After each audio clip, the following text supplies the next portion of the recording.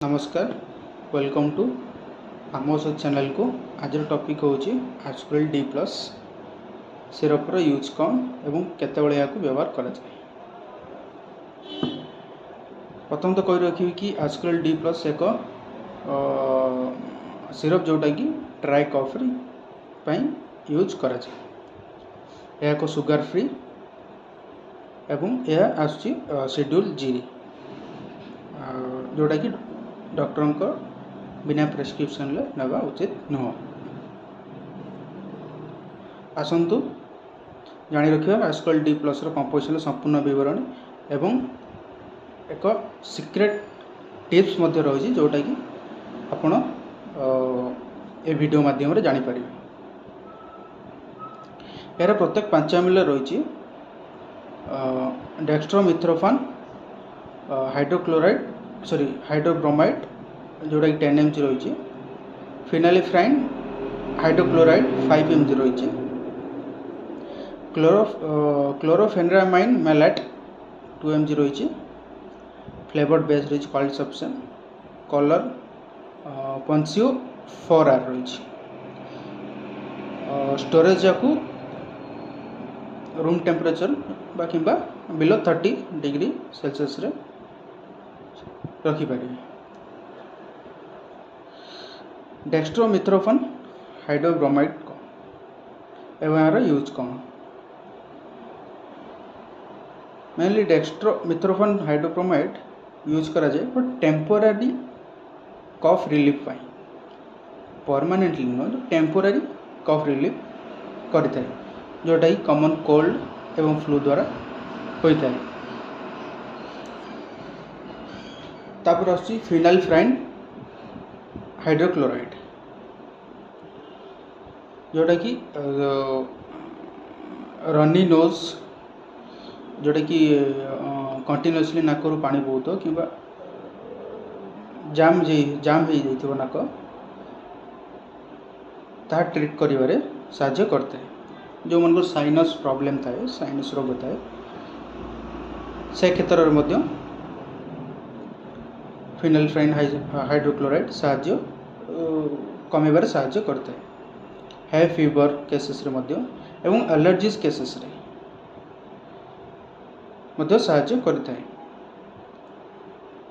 एवं जो मानकर नाकर स्वेलिंग होता है, निश्वास नबार असुविधा होता है, बिंदाबिंदी करता है, से क्षेत्र में यह मध्य निश्वास नबार साहाय्य करता है एवं एयरवेज को क्लियर करता है जोटा कि निश्वास जीवार सहज होता है। तापर आसुची क्लोरोफेनेरामाइन मैलेट। यह एक first generation H1 antihistamine medicine जोटा कि आखिरे ठंडा जो रेडनेस, आखि कुंडे हवा, आखिरे कंटिन्यूअसली पानी बोइबा से क्षेत्र में यह कमेबार साहाय्य करता है।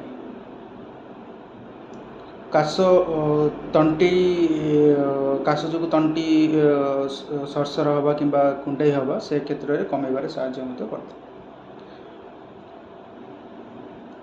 एवं यह केवल सिम्पटम्स को कंट्रोल कर साहाय्य करता है, नुह कि संपूर्ण भाव में क्योर करिवारे, संपूर्ण रोगटा को छड़ेबारे साहाय्य कर न था जोटा केवल कंट्रोल आनी था। नॉर्मली स्नीजिंग होउची कि कुंडे होउची, तंटी खसखस होउची, स्वेलिंग होउची, यह कंट्रोल को आनी था, नुह कि संपूर्ण रूप बंद कर देता है।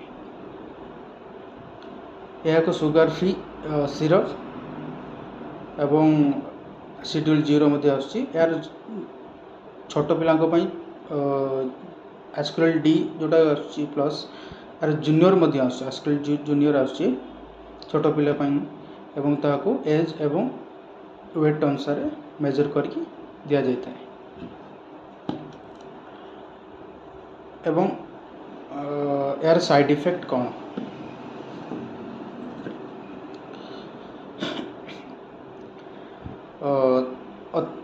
लिमिट रु अधिक ନେଲେ ଡକ୍ଟରଙ୍କ ପରାମର୍ଶ ଅନୁଯାୟୀ ଲିମିଟ୍ରୁ ଅଧିକ ନେଲେ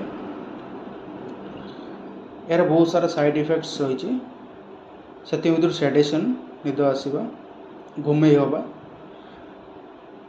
अत्यधिक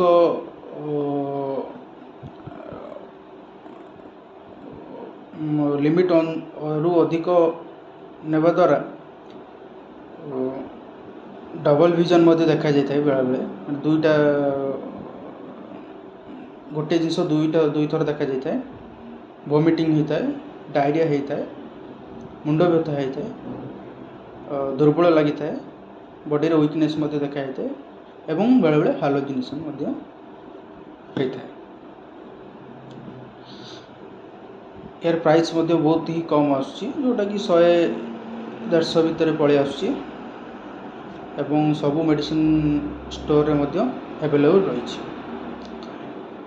एवं गोटे सीक्रेट टिप्स हूँ जोटा मैं स्टार्टिंग कही मे बी आपन को बहुत रेयर मेडिसिन स्टोर किंबा लोक को जना अच्छी फार्मासिस्ट भाई मान को यदि आप पेट गरम जो शुखिला काश हो किंतु आपन जानी पारे ठंडा ना कि ना किंतु गरम पेट गरम आपन लगुच पेट गरम काशटा शुखिला काशटा हो से क्षेत्र में आपड़ एस्कल डी प्लस नहीं पारे दिन को 2 थर 3 थर कि डॉक्टर को परामर्श अनुसार